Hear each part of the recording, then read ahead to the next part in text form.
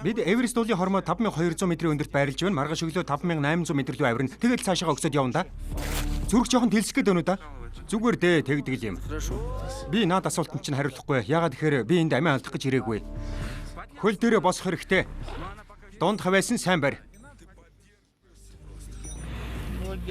Хөл тэр чигээрэл шарх сөрөг болчихож.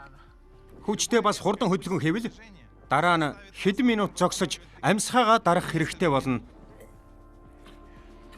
Хэцүү л байдаг юм байна. Амьсгал авч болтгүй. Ингэж л амьдарч байна да. Хүчил төрөгчгүй явбал яадаг юм гэж бодогдоод. Тэгсэн ч гэсэн хүчил төрөгчгүй л явж байна. Энэ бол миний ажлаа дуусгах боломж. 8000 м-ээс дээш гарах үед тэнд ёс суртахуун хүнлэг ёс гэж байхгүй болдог. Манай багийн тал нь өглөөс ирсэнгүй. Энд ямар нэгэн зүйлд хүрэх гэсэн миний оролдлого бүр иймэрхүү үр дүнтэй байж магадгүй болоод юм. Би одоо яаж чадах юм бэ? Тэнд салхинд бүр их гэсэн. Тэгэхээр одоо яана да? Ахаад суучлаа. Тэгж яваад хөлдөчихгүй л бол. Гол нь хүмүүсийн сэтгэл санааг л сайн бэлдэх хэрэгтэй юм байна.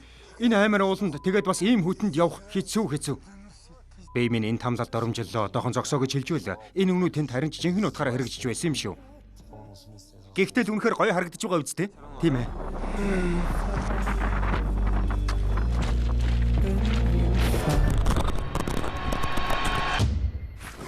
Бүхима хадгалаарай.